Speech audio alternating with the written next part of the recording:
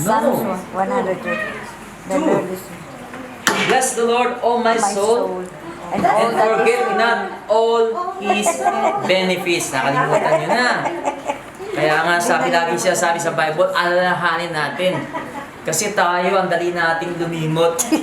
Amen. At Madali tayo. ang dali nating amen, to take for granted yung salita ng Diyos. Kaya nga mga kapatid, hallelujah. Ito pong memory verse na to ay hindi lang binigay para maging exercise natin, kundi para ito makatulong sa atin. Amen? Sabi sa Bible, if we keep the word in our hearts, amen, the psalmist says, I treasure your word, I hide your word inside my heart, so that I will not sin against you. Napakahalaga po na didepositohan natin puso natin ang salita ng Diyos. At ito po, Lamentations 3:22, basahin po natin, through the Lord's mercy we are not consumed, because His compassions what? Fail not. 23, they are new every morning. Great is your faithfulness. Nakita nyo ba? Sabi nga rito, panaghoy. Pero sa aklat ng panaghoy, dito natin nakita, amen, ang kanyang pagpupuri at pagkapasalamat sa Diyos, sa kanyang habag. Amen, sa kanyang pag-ibig, sa kanyang awa. Sabi nga sa pamamagitan ng kaawaan ni Yahweh, hindi tayo nalipol. Diba? Can you think about that? Na kung saan, dahil sa kanyang habag na hindi natatapos, at sabi lagi itong bago sa bawat umaga. Nakila ang kanyang katapatan, iyong katapatan. Praise the Lord. Amen. So, you can sit down. And last week po, ano po yung ating theme verse? Yan. Yung Psalms 103:8. Bless the Lord, O my soul. And all that is merciful. Ha? The Lord is merciful and gracious. Slow to anger and abounding in love. Kailangan yata nating mas mag-revisa mabuti. Paano kung bigla na lang magkaroon ng exam ngayon? Be ready. And the Bible says, be ready. We don't know the time of His what? Of His coming. Kaya dapat tayo mga Kristiyano, amen. Dapat ang motto natin, lagi tayong handa. Amen. Handa na ba kayo? Amen. Oh, Thank you, Lord. okay, handa. Ang ganda pa naman ang ating topic ngayon. Ito yung topic natin.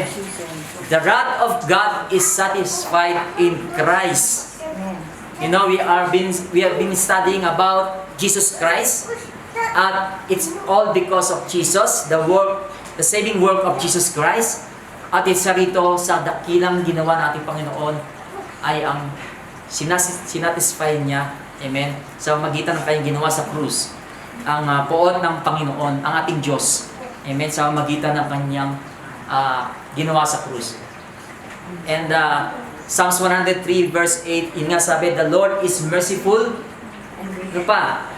And gracious. May sinabi dun is slow to anger, abounding in mercy. Hindi sinabi doon na ang Diyos ay hindi nagagalit, but He is slow to anger.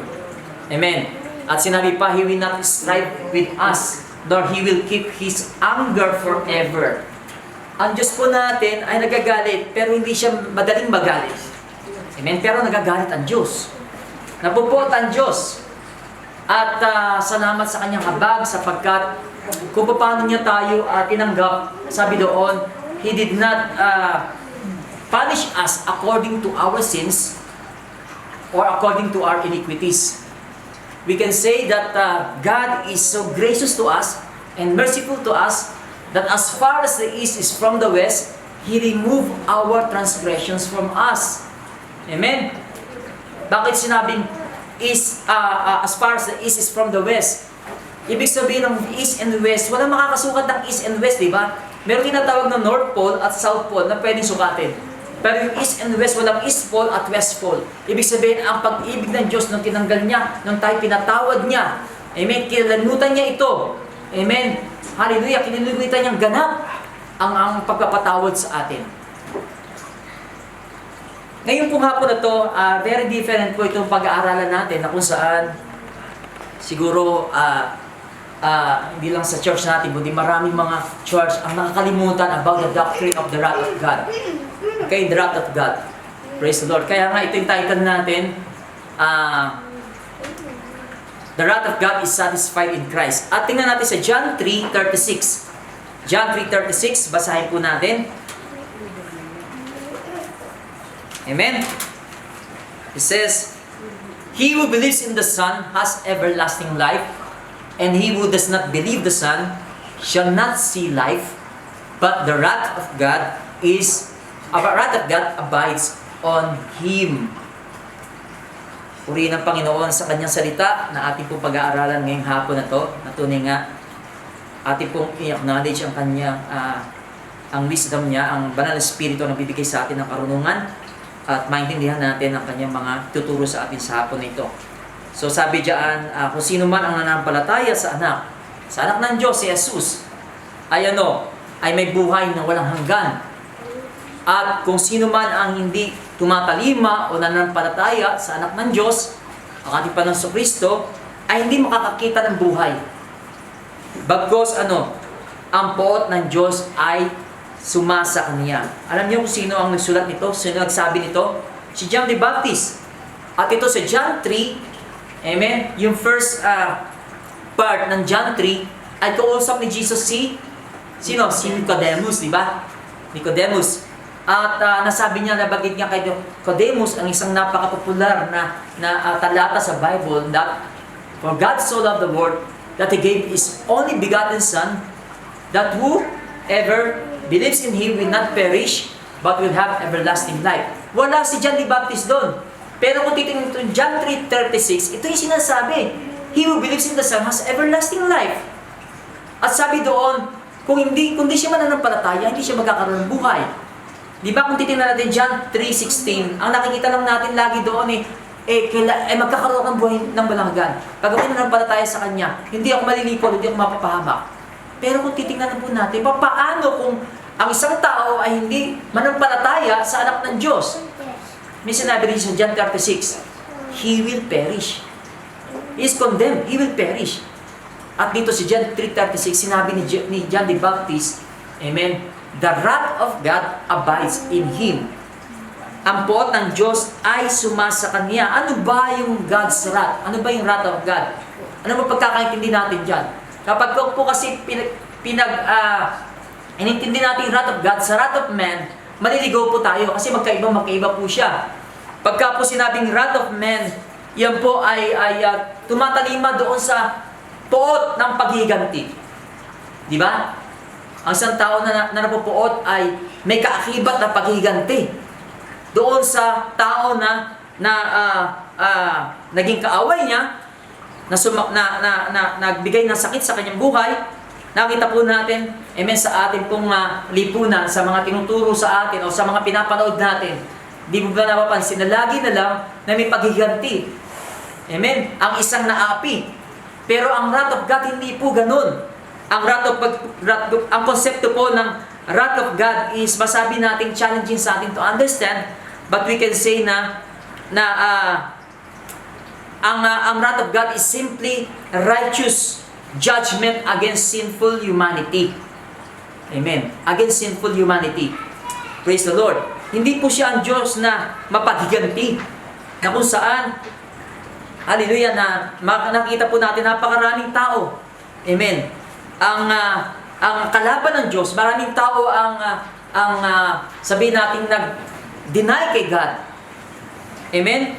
Pero si Lord is hindi siya binabag sa kanyang poot dahil sa gusto niyang magiganti sa mga tao ito. Kundi dahil, amen, sa kanyang matuwid na paghahatol against sinful humanity, against sinfulness.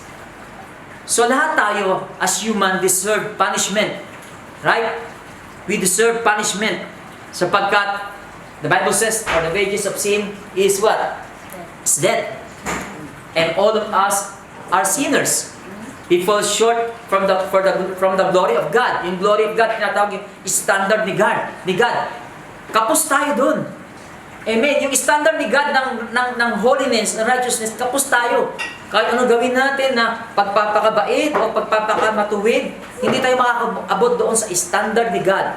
Amen. Ng righteousness. Kapos ang kakayanan natin bilang tao. Amen. Ang pwede natin gawin ay kapos. So, ibig lang sabihin, the righteous God is what? is rightly giving to us what we deserve or what we earn. Yung mga wages of sin, di ba? That's what we earn. Amen? Debt. But God is also a God of love. Amen? And we know He has provided us the way of salvation by putting our faith in the atoning sacrifice of Jesus Christ. In this society, masay po natin, in our society, in our modern society, lagi na lang na maririnig natin, they are putting God on a trial. Baliktad, di po ba? Amen. God is the righteous judge. Pero marami pong tao na kung saan nilalagay nila ng Diyos sa trial. Hinusgahan nila ang Diyos. Na naisip na ang Diyos, yung karakter ng Diyos ay marami silang pwedeng sabihin against God. Sasabihin nila, kung siya ay Diyos, hindi yata makatulungan na isang tao ilagay sa impyerno. Amen? Yun ang marami nating naririnig. Bakit niya ikukuman ang Diyos na i-destroy ang lahat ng mga lahi ng Amalekites? Amen? Doon sa Old Testament. Bata, amen, matanda, sasabihin ng Diyos, ubusin niyo lahat yan, ayokong magtira kayo dyan. Amen. And for me also, naka-encounter ako ng ganyan na senior ko about the Word of God, the Bible, at yun ang sinabi niya sa akin, bakit ganun?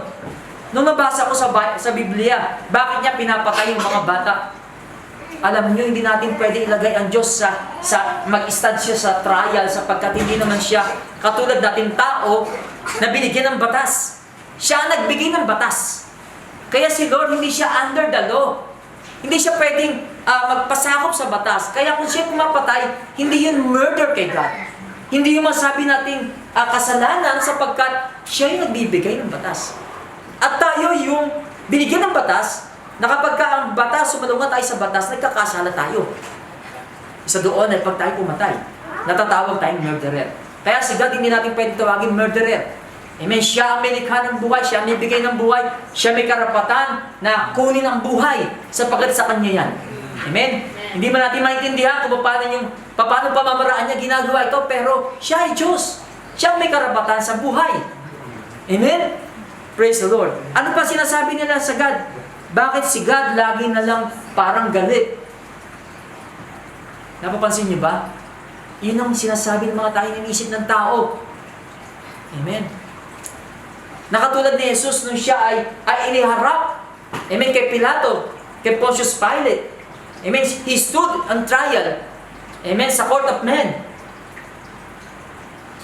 He was accused of false things, accusations na kung saan, hallelujah, na mismong si Pilato, Pontius Pilate, amen, nagsabi na, wala namang kasalanan itong tao na to. But then, kinakailangan maganap yon, amen, para gawa ni Jesus yung kanyang misyon. Ang totoo niya, maraming tao ang nag-struggle to understand the wrath of God. At ito po actually is makakatulong sa atin. Tayo mga mananampalataya ay malaking tulong sa atin ito. Para magkaroon tayo ng right thinking at pangangailangan, amen, about the doctrine of God's wrath. Okay? Praise the Lord. So tingnan natin. What is God's wrath? Ano yung sinasabi sa Biblia about the wrath of God? The wrath of God, God's wrath is to be feared. God's wrath, yung poot ng Diyos ay, dapat nakatakutan. Amen. Maraming mga anak dito na kung saan takot sila sa poot ng kanilang magulang. Maraming mga tao ang natatakot sa poot ng isang namumuno. Amen. Pero maraming tao ang hindi naintindihan yung poot ng Diyos na dapat nilang katakutan. Dito sinabi sa Hebrew 10:31. It is a fearful thing to fall into the hands of the living God. Ito po nakasulat sa Hebreo. Hebreo 31. Ito ang nakakatakot na bagay. Amen. To fall into the hands of the living God. It is terrible. It is a terrible thing. Amen. Na ito harapin ng isang tao na siya ay, hallelujah, ay sumailalim doon sa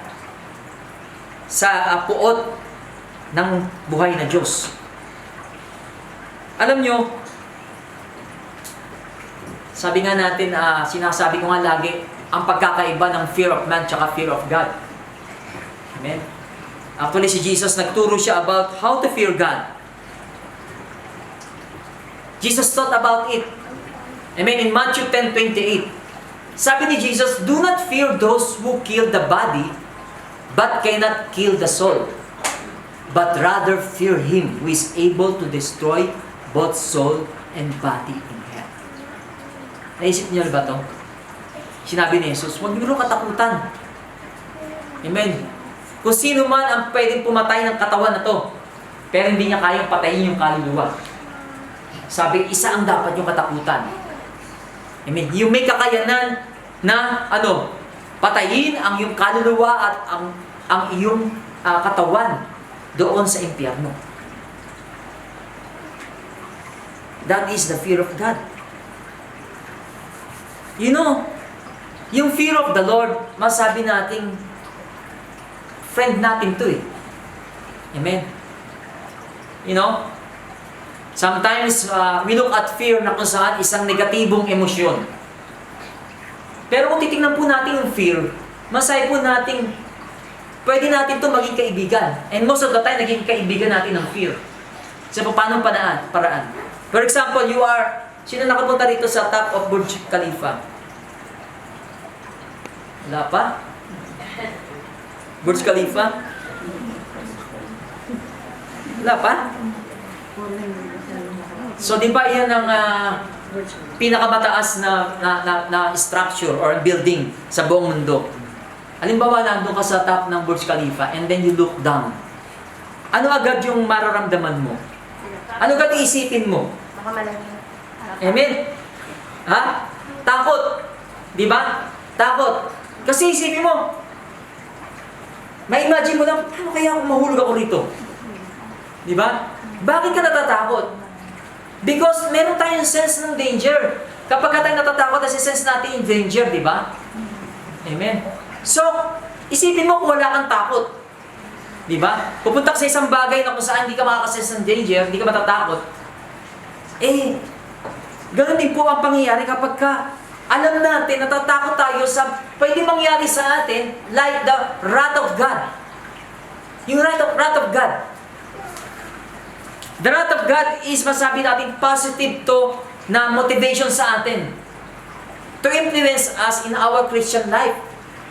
Okay? Pag naisip po natin yung wrath of God, yung fear of the Lord, kapag kami fear of God tayo sa puso natin, hallelujah, masabi po natin, ito po ay isang napakagandang, hallelujah, na itinuturo sa Bible, na magkaroon tayo ng fear of God.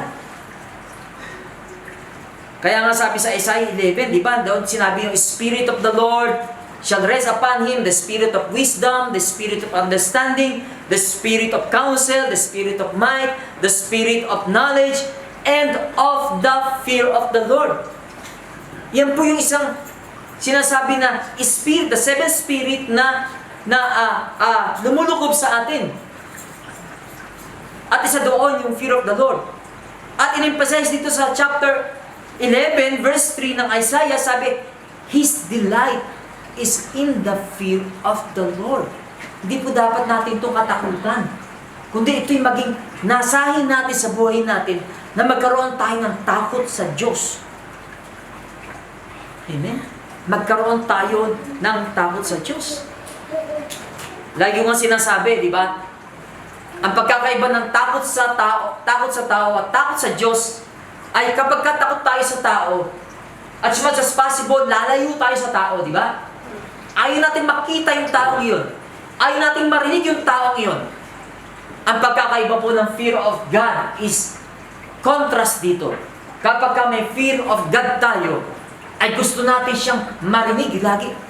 Gusto nating lumapit, mapalapit tayo sa Kanya. Amen. Pagka may fear of God tayo, ay lagi nating gustong kasama siya. Amen. Kasama ang Diyos. Praise the Lord. Na tumutulong sa atin upang palayain tayo sa mga takot na hindi naman dapat tayo matakot. Like the fear of man. Like sinabi nga dito, do not fear those who kill the body but cannot kill the soul. Baliktad po nangyayari ngayon eh. Baliktad po itong pananaw ng mga tao. Sila ay hindi natatakot. Amen. Sa mga tao. Sorry, sila ay, sabihin natin, natatakot sila sa tao, pero hindi sila natatakot sa Diyos. Why? Bakit ko nasabi yan? Kasi maraming tao, they take for granted ang salita ng Diyos. They are taken for granted. They take a little value about the Word of God, yung sinasabi ni God. Amen. Maraming tao, ang kung saan, pagka sinabi mo makinig tayo ng salita ng Diyos, ang daming excuses. Ang daming mga priority sa buhay. Na para bang ang Diyos pa ang kailangang mag-beg sa kanila, mag-plead sa kanila para makinig ng salita niya. Amen. Nakakalungkot po, di ba? Nakakalungkot. How much more sa Diyos? Anong kalungkutan ang binibigay sa Kanya? He is well displeased sa mga taong ito. And of course, ganun po tayo dati. Amen? Pero salamat sa Kanyang habag at biyaya na ating po tinanggap. Nakita natin yung kanyang concern sa atin. Yung kanyang concern sa atin. Nung sinabi niya ni Jesus yun, sabi niya, are not the 2 sparrows sold for a copper coin? Pero sabi, none of them falls to the ground apart from your Father's will. Yung mga parang, ang isip natin, yung mga walang kwentang mga ibon na 2, 5. Amen. Sabi yung sparrow, yung maya. Sabi, alam niyo ba, kahit ang mga ibon na yan may halaga sa Diyos? Na hindi niya hinahayaan yan na bumagsak, amen, sa lupa nang wala na hindi ayon sa kanyang kalooban. Buhok natin, alam niya ang bilang ng ating buhok. Ganun siya nagkikare sa atin. Na maging ang buhok natin. Alam niya ang bilang. Alam niya nalalagas dito tuwing umaga. Alam niya nalalagas dito tuwing gabi. At pagkaraan nun, alam niya ang natitirang bilang. Sakit nga lang iba, wala nang bilang Pero sabi ng Panginoon, amen, do not fear, therefore you are more valued than many sparrows. Yun ang sinasabi ng ating Diyos. When you have that fear of God, nandun yung secure tayo. You can have that security. Amen, sa Kanya. Praise the Lord. God's wrath is to be feared. Ano pa sinabi? Sabi nga sa Hebrew 13:6, the Lord is my helper, I will not fear. What can man do to me? Ito po isa sa mga motto ko sa buhay. Amen? Hindi ako natatakot sa tao. Because alam ko na ang Diyos ang aking ang tumutulong sa akin. Ang Diyos ang umaagapay sa akin. Amen? Bakit ka kailangan matakot sa tao? Praise the Lord. At to sinabi yan ng Panginoon Jesus, even si Satan or his devils, hindi ka dapat matakot. Di ba?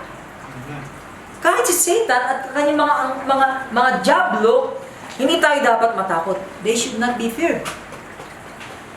But fear God. Delight in the fear of the Lord. Sabihin sa katabi niyo, fear God. Fear God. What is God's wrath? God's wrath is to be feared, and God's wrath is righteous. Sabi sa Romans 2:5, In accordance with your hardness and your impenitent heart, you are treasuring up for yourself wrath in the day of wrath and revelation of the righteous judgment of God. Ito natin. Yan po ang masasabi natin na sinabi na it is a fearful thing to fall into the hands of God. Because si God is masabi natin siya yung Diyos na can punish us into eternity, di ba? Hindi lang yung dito, kundi because He's a living God, He's a God who lives forever. Ang maipapato niyang punishment is eternal, di ba? In eternity. Okay? Hindi lang yung isang sakit na kung saan bigla na lang masaktan ka, hindi. Kundi ito ay masabi natin yung righteous judgment ni God is He is just. Right? Because God is perfect, His ways are perfect. Sabi nga natin, His word is perfect, sabi sa salita ng Diyos. God's action is perfect. Ang kanyang character ay perfect. God's wrath is imperfect in accord with His justice. God's justice. They are in accord. Sabi nga, in accordance. Di ba? Perfect. Perfect siya. Because He's a perfect God. And God is a just God. Sabi nga, God is a just God. And He is what? Angry with the wicked every day. Saan yun? Tatandaan yun? Madali lang tandaan yan. Psalm 7:11. Lagi kong tinuturo sa inyo yan. Magme-memorize tayo ng mga Word of God.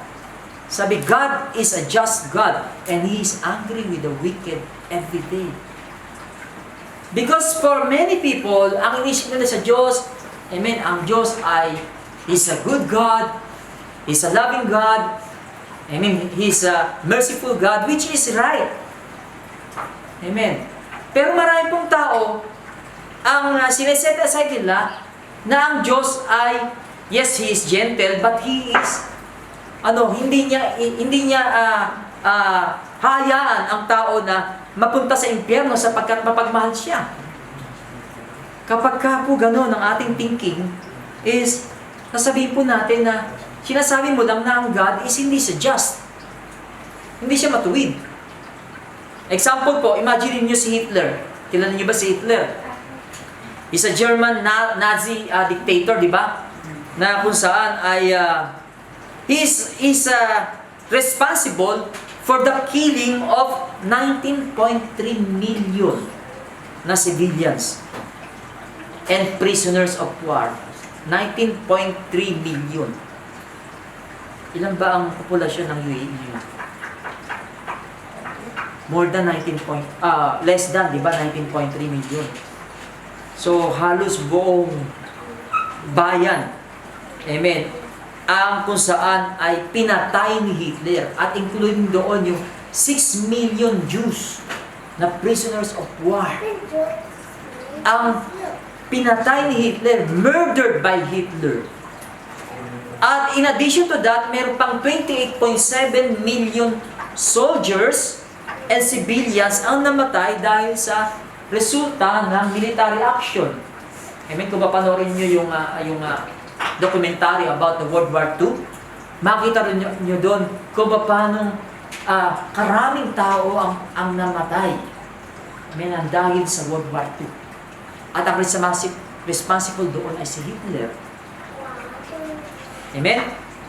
And history tells us that Hitler killed himself, di ba? And actually, sad to say, he didn't have any remorse.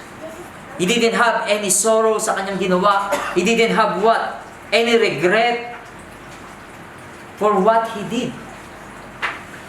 Praise the Lord. So, ito ang tanong ngayon.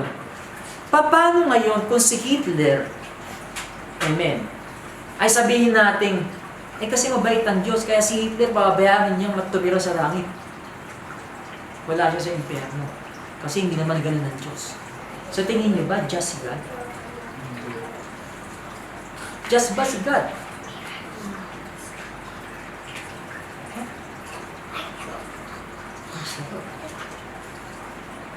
Kaya pag sinabi natin hell, alam niyo yung hell is, masahe po natin, ginawa ni God dyan because He's righteous. He is righteous God. Kasi kung walang hell, ang mga tao ito, na kung saan, amen, saan sila ilalagay? Diba? Praise the Lord. Hindi lang yun, hindi lang si Hitler. Sample lang yan. Napakaraming tao na kung saan ay direkta, amen, boldly, na kung saan kumakalaban sa Diyos. Is it a righteous thing for God, for these people not to live with Him forever? Is it righteous for God? Definitely, it is righteous. Yung mga tao ayaw siyang makasama. Amen. Of course, righteous si God. Ayaw mo makasama, tapos sa eternity, gusto mo makasama. By the way, pag sinabi po sa Bible na death, ibig po sabihin niya, spiritual separation from God. Yun pong ibig sabihin ng death. Amen. Binibigay lang niya, amen, ang tamang katanungan sa mga tao na ito, sapagkat yun ang nais nila, ayaw nila ng Diyos. Kaya sa susunod na buhay, ibinibigay lang ng Diyos yung paghuhukom sa kanila, o kaya ayaw mo sa akin, diyan ka sa lugar na walang Diyos. God's wrath is just. God's judgment is a righteous judgment. We can hear about and read about men's complain about God. Amen? Ano nyo minsan? Napakasakit sa mata, sa puso, na basahin kung paano nila minumura ang Diyos. Amen? Sa kanilang mga comments. Pag nababasa po natin ang mga tao kung paano nila disregard ang God. Kung tayo po ay ganun ang puso natin nagdurugo, lalo na ang Diyos. Di po ba? Kung isipin po natin, nagkulang ba ang Diyos sa tao?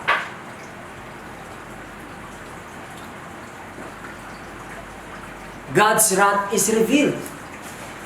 Romans 1:18, for the wrath of God is revealed from heaven against who? Against all ungodliness and unrighteousness of men, who suppress the truth in unrighteousness. Amen? You know, God does not overlook sin. He does not overlook sin. The wrath of God is revealed from heaven against all ungodliness, sabi rito. Pag sinabing suppress, amen, they try to suppress the truth, pigilan, amen, ang katotohanan. And we can see in the Bible of how God displayed His wrath. How many of you know the story of the flood in the Bible? Ha? Pagka sa mga Sunday school, sa mga Friday o Friday kids school, is lagi nating narinig ito about the Noah's Ark and the animals, di ba? Na parang, because it's a children's story, amen, na kung saan, ang saya-saya kasi yung may malaking ark, tapos nagpupuntahan doon yung mga hayop, nagkakantahan pa, amen, ang mga bata. Pero hindi natin nakikita yung back ng story nito, yung tunay na istorya. Na millions of people died in the flood. At nakita po natin yung poot ng Diyos sa mga taong hindi kumikilala sa Diyos. Sa mga unrighteous people. Liars. Immoral. Di niyo ba naisip yon? 8 tao lang ang naligtas. Sa buong mundo, 8 tao lang ang naligtas. At lahat yun namatay doon sa baha. And then people are thinking, oh, God is good. Hindi siya ganoon na kung saan ay gagawin niyo sa tao. No. Siya ay Diyos. Remember Sodom and Gomorrah? how God displayed His power and what He is able to do. Amen, sa kanyang kapangyarihan. Rain what? Brimstone, rain of fire and brimstone sa Sodom and Gomorrah. Because of what? What sin? One of the top sin is sexual immorality. Na ang lalaki ay gusto makipagtalik sa lalaki, ganun din babae sa kapwa babae. Ang Diyos ay suklam na suklam. Amen. Sa perversity na pinakita ng mga citizen ng Sodom at Gomorrah. Pero ngayon we can say boldly and proudly, people displayed, amen, their sexual what? Hallelujah, perversity. Not only sa mga homosexual, hindi lang yun. Amen. Pag sinabing sexual immorality, andyan yung pagsasama, pagtatalik ng walang kasal, fornication. Hindi na natatakot ang tao, hindi na nahihiya. Why? Because they thought God is a gentle God.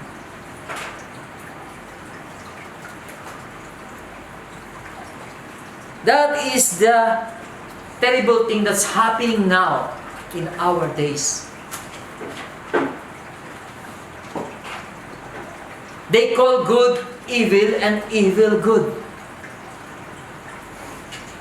They forgot about the wrath of God. It will be revealed. Kaya po, it's a warning to us. And to warn people that the wrath of God is coming to those who are living in unrighteousness, in ungodliness, in immorality, perversity. Amen? It will be revealed. Sinabi nga sa Revelation, it will be revealed. Sa Revelation 6:15-17, and the kings of the earth, the great men, the rich men, the commanders, the mighty men, every slave, every free man, sabi doon, hid themselves in the caves and in the rocks of the mountains. Nagtago ang mga dakilang tao, makapangyarihang tao, kilalang tao, alipin man, mayaman. Sabi, nagtago sila sa mga kuweba, sa mga bato ng mga bundok. Bakit sila nagtago? Mangyayari yan. At sabi nila sa mga bato, mountains and rocks, fall on us and hide us from the face of Him who sits on the throne and from the wrath of the Lamb. For the great day of His wrath has come, and who is able to stand? Darating ang panahon, gugustuhin pa nilang mamatay. Gugustuhin pa nilang tabunan sila ng bato, ng bundok, para makapagtago sa puot ng Diyos na nakaupo doon sa kanyang throne. At sinabi yan, from the wrath of the Lamb. Who is the Lamb? Jesus Christ. Kaya pag sinabi natin, alam, napaka-gentle niyan, hindi niya magagalit. You can see in the New Testament how Jesus, amen, hallelujah, displayed His wrath. Right? Hindi niya tinatolerate ang kasalanan. Galit siya sa kasalanan. At sa mga tao kung saan ay matitigas ang mga puso, praise the Lord, God's wrath is revealed. It's revealed from heaven against all ungodliness. Because God must act justly. He must act justly. Makatarungan siya, yung attribute niya. He is a just and He is a holy God. He is a holy God. Yun po ang isang problema ng maraming tao. Because God is holy. Walang problema, God is loving, God is merciful, God is gracious. Ang problema mo, God is holy. Amen. He is holy. He has no business with sin. He is against sin.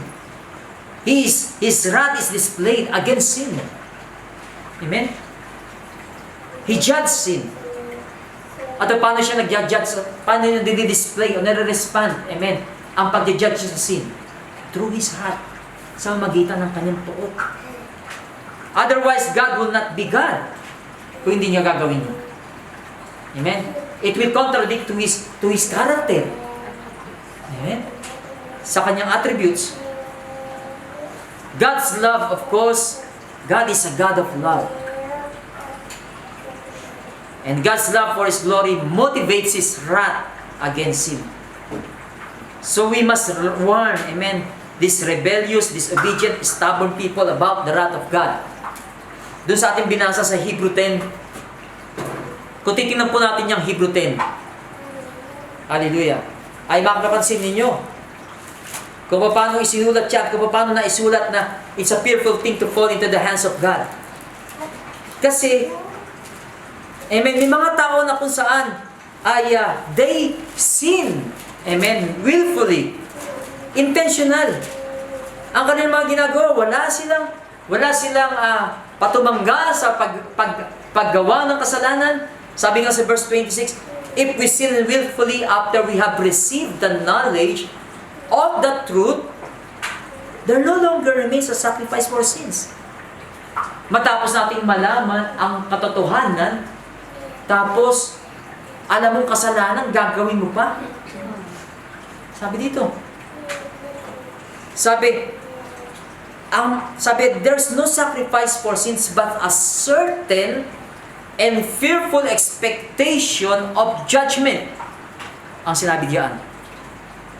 Sabi, makikita natin ang malapit ng araw na yun. Na kung saan,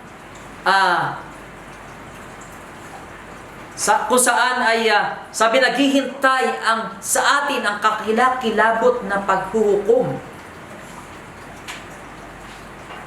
Amen? Paano yung sinasabi to? Sa mga tao nila sabi, Christian ako. Christian ako, pero hindi naman makita sa buhay pagiging Kristiyano. Salungat sa kanyang sinasabing Kristiyano ang kanyang pamumuhay. Amen? Hindi siya follower of Jesus, kundi siya follower. Follower siya, following ungodliness, unrighteousness, lawlessness, practicing lawlessness, practicing sin. Sabi, kakilakilabot, amen, ang naghihintay na paghuhukom. At ang sabi diyan, amen, fiery indignation which will devour the adversaries. Kung saan tutupok sa mga kaaway ng Diyos. Hindi lang yung mga nag-deny kay Jesus, kundi yung mga nagpe-persecute sa Kanya. At mga enemies of God. Sabi, a fearful expectation of judgment and fiery indignation will devour them. Praise the Lord. Kaya nga sabi sa 20:31, it is a fearful thing to fall into the hands of the living God. Amen? Kakilakilabot na mahulog ka sa kamay ng Diyos. Sa Diyos na buhay. Sabi nga ni, I think, Prophet Eli, as I remember, Prophet Eli in 1 Samuel, nung nagkakasala yung kanyang mga anak, ito sabi niya sa anak niya. Amen. Magbalik daw kayo sa Diyos. Sabi niya. Kung ikaw magkakasala sa tao, pwede kang tumayo, amen, para ipag-idepende sarili mo eh. Sabi ni Eli, pero pag ikaw, you stand against God, sino magdedepende sa iyo? Wala. Diba? It's a fearful thing to fall into the hands of God. You know, we studied last Friday about the mercy. and the grace of God. Kaya nga, we can appreciate it more when we know about the wrath of God. Na kung saan habag ang Diyos sa atin. Amen. Na din sana tayo nandoon. Nakapila na tayo eh. Nandun na tayo sa death row. Amen. To earn the wrath of God sa buhay natin. And we thank God for Jesus. We thank God for Jesus.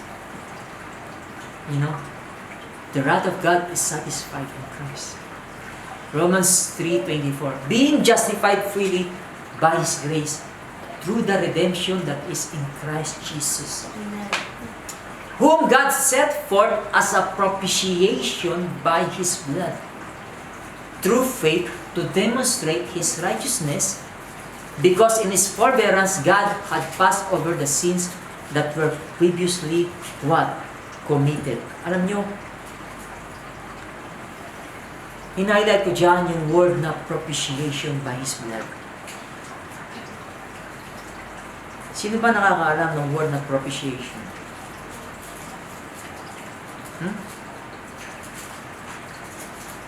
Anyone? There's one thing here na I can illustrate to you clearly what is propitiation. Last time, sabi ko, katulad niya nung istorya sa Bible na nagkasala ang bayan ng Israel at sila ay binalo na salot na pinadala ng Diyos na mamatay ang mga tao. Dahil sa kanilang pagrereklamo, dahil sa kanilang katigasan ng puso nila, pero si Moses kumuha siya ng insenso, amen, at iyon ay naamoy ng Diyos. Ang sabi sa Bible, it pacifies His anger when he smelled that aroma, the smell of aroma, amen, ang insenso niya. Alam niyo, ganun yung ginawa ni Jesus. It pacifies the anger of God. Amen, yung through the sacrifice, the smelling aroma of Jesus' sacrifice on that cross, na-pacify yung anger of God. Meron pa akong ilustrasyon na ibibigay sa inyo what is propitiation para maintindihan natin kung paano na-satisfy si God. Amen. Sa ginawa ni Jesus, sa blood ni Jesus.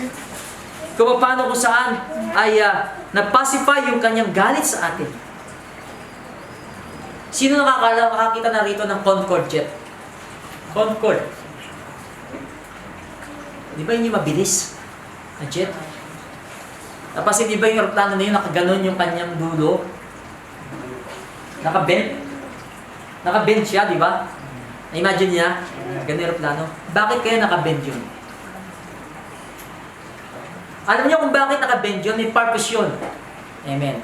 Kasi, sa sobrang bilis niya, pagka yung aeroplano nito is in the highest speed, nagkakaroon ng init. Nag-generate ng init yung sobrang bilis niya. Because there's a friction naman sabi natin. Amen. Nagkakaroon ng friction. So, yung init na yun, alam nyo, ang ginagawa nung tinatawag na yun, yung nakabend na yun, para siyang cone. Ang shape niya, cone. Amen. Ang gawa ng cone na yun, ang parang cone na yun, ang tinatawag na nose cone na yun, ay siya yung nagiging propitiator. Na instead na yung init na yun ay pumunta doon sa body ng airplane, siya yung nag-absorb. Amen. Ng heat na yun. Yun yung propitiator na tinatawag doon sa Concorde. Amen. Ganun po ang masabi natin ginawa ni Jesus sa atin. Praise the Lord. Yung init, yung wrath God, yung init ng kanyang puot na dapat ay sa atin ibagsak. Ano nangyari? Siya naging propitiator.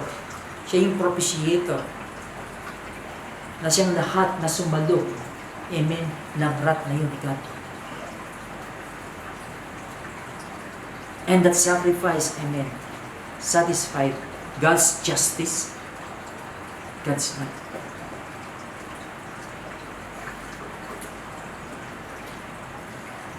We can see on the cross, amen, side by side, amen, yung love ni God at yung kanyang wrath. Pag-aralan natin ito, di ba? Met on that cross, met in the person of Christ. Praise the Lord. siyang tumubos sa ating lahat ng mga kasama. So now, lalo ba natin ma-appreciate yung mercy ni God sa atin? Na dapat yung deserving natin na punishment na yun ay hindi niya binigay sa atin sapagkat ang Diyos ay nahahabag sa atin. Mga kapatid. At mga kapatid, hindi lang para sa ating mga Kristyano, para sa lahat ng tao ang kahabagan na yun. It is not His pleasure for a wicked man to die in his sin, but for a wicked man, to repent from his sins. Yun ang nais ng Diyos. Praise the Lord.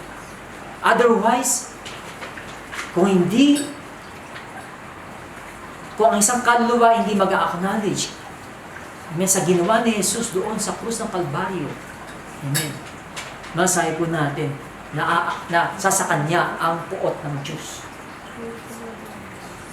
Praise the Lord.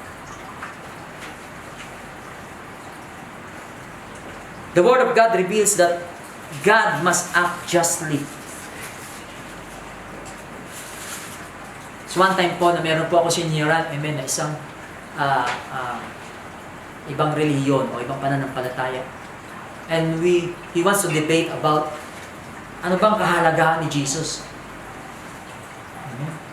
Ano bang kahalagahan ni Jesus sa ano bang pagkakaiba niya sa aking paniniwalaan na aking Diyos? Sabi ko, napakalaking bagay. Hindi dahil sa Kristiyano ko ay sinasabi ko na ito dahil Kristiyano ako. Kundi sinasabi ko ito para sa iyo. Amen. Para malaman mo, amen, ang katayuan mo sa harapan ng Diyos pag wala si Kristo sa iyo. Sabi ko, imagine natin, amen, na tayong dalawa, namatay tayo. Amen? Namatay tayong dalawa. Alam mo kako, pag ako namatay at humarap ako sa Diyos, amen, sasabihin ng Diyos, lahat tayo may utang. Amen. Pero pag humarap ako sa Diyos, sasabihin ng Lord, na ang utang ko binayaran na.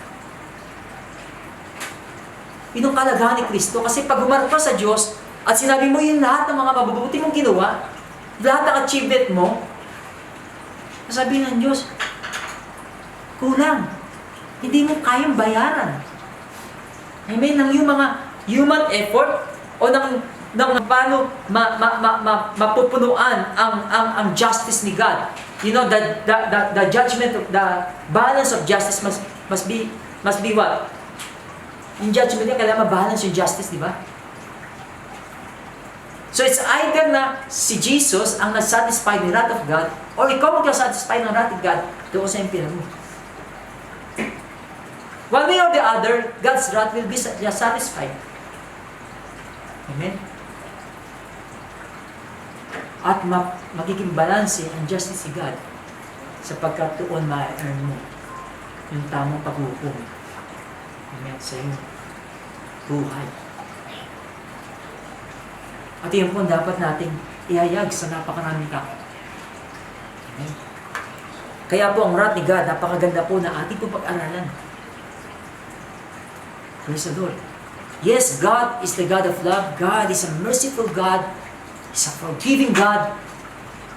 He's a gracious God. He's the God who bless. He's the God who restore. He's the God who, hallelujah, who build. He's the Creator. He wants us to live a life that is fulfilling and satisfying. And of course, through Jesus Christ, nagkaroon tayo ng life that is satisfying and fulfilling before the sight of God. Praise the Lord. Nanya ako kung bawat isang tumayo. Tayo ay mananalangin. God's wrath is to be feared. God's wrath revealed the righteousness of God. God's wrath was satisfied, amen, on the work of Christ on the cross. And of course, the Holy Spirit, amen, helps us to understand about the doctrine of the wrath of God. Tayo po'y mananalangin. And I believe na bawat isa sa atin na hindi mabuti. Amen. Kung ano po tinuro sa atin about the wrath of God.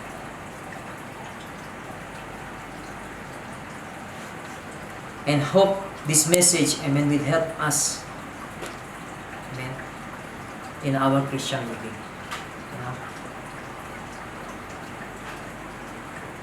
Tendency po kasi ngayon, nakikita ko napakaraming mga Christian, so kung saan they are taking for granted of how they live.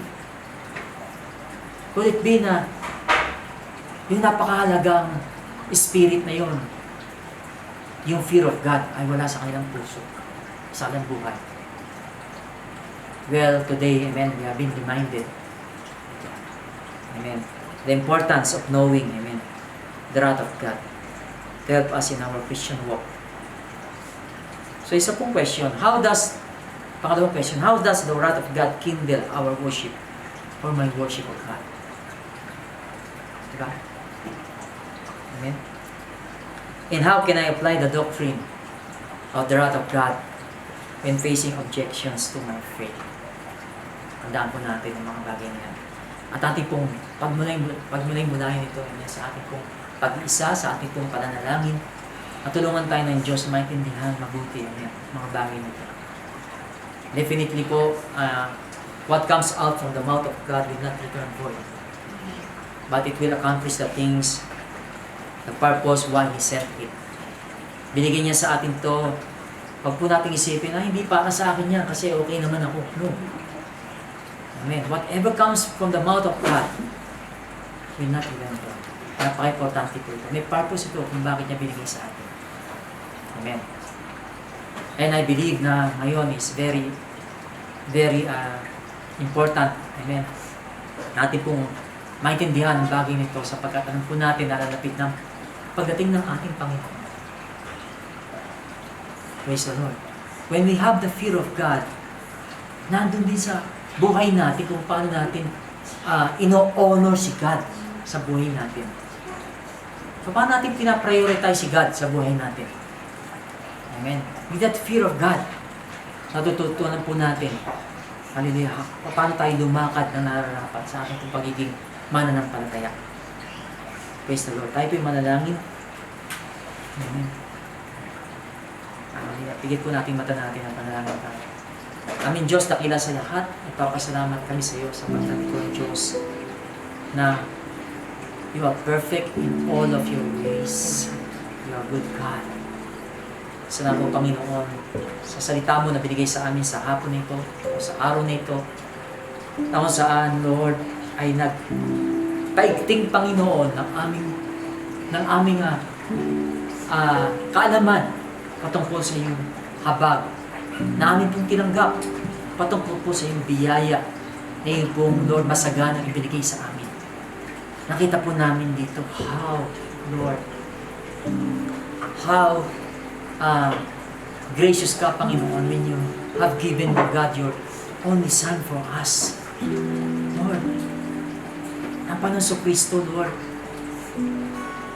binigyan niya kanyang buhay, Lord, sapagkat ito po'y nararapat para sa amin, O God, na kung saan lahat kami, Panginoon, na makasalanan ay tunay nga nararapat lang, O God, na sumaamin ang iyong poon.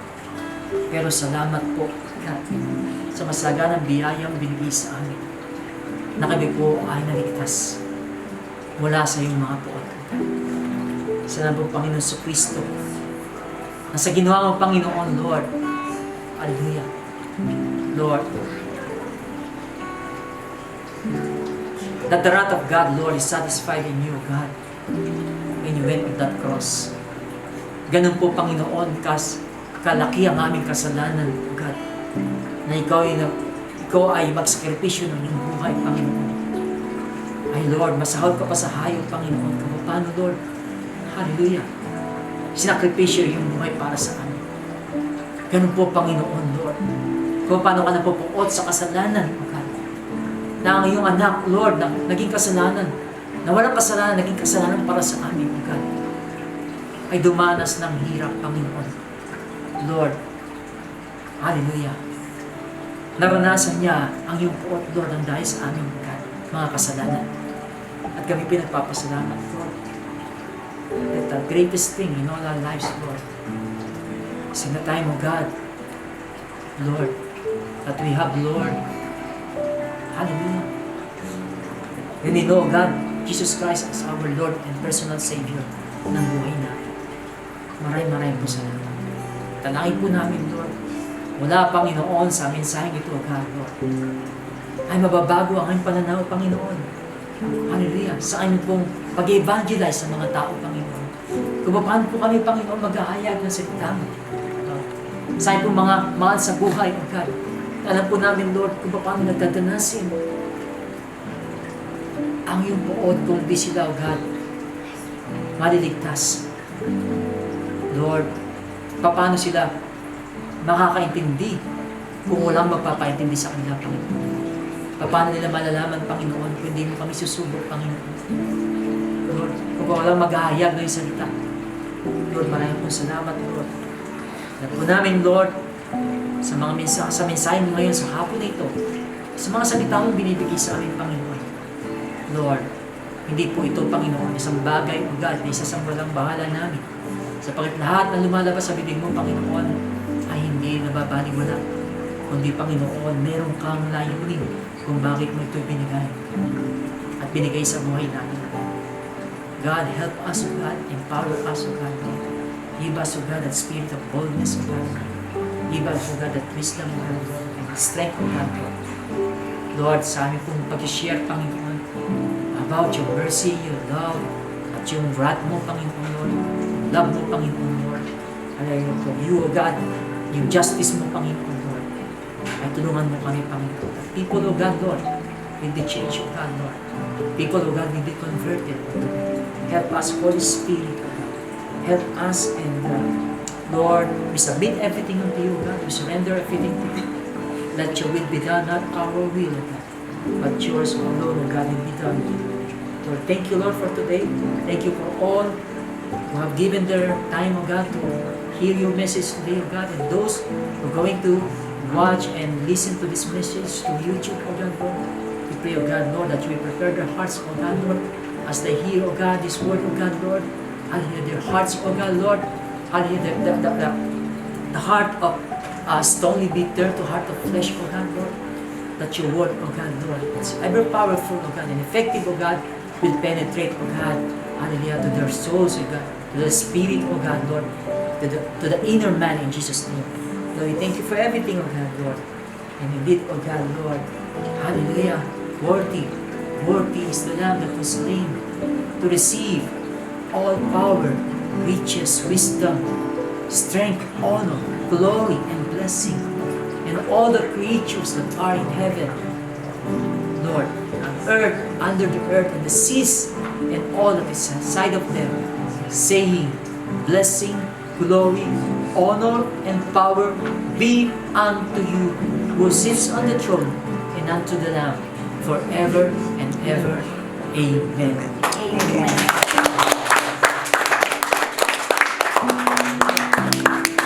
Praise the Lord. Just raise your hands. Lift up your hands to God. And receive this blessing. Brethren, farewell. Become complete.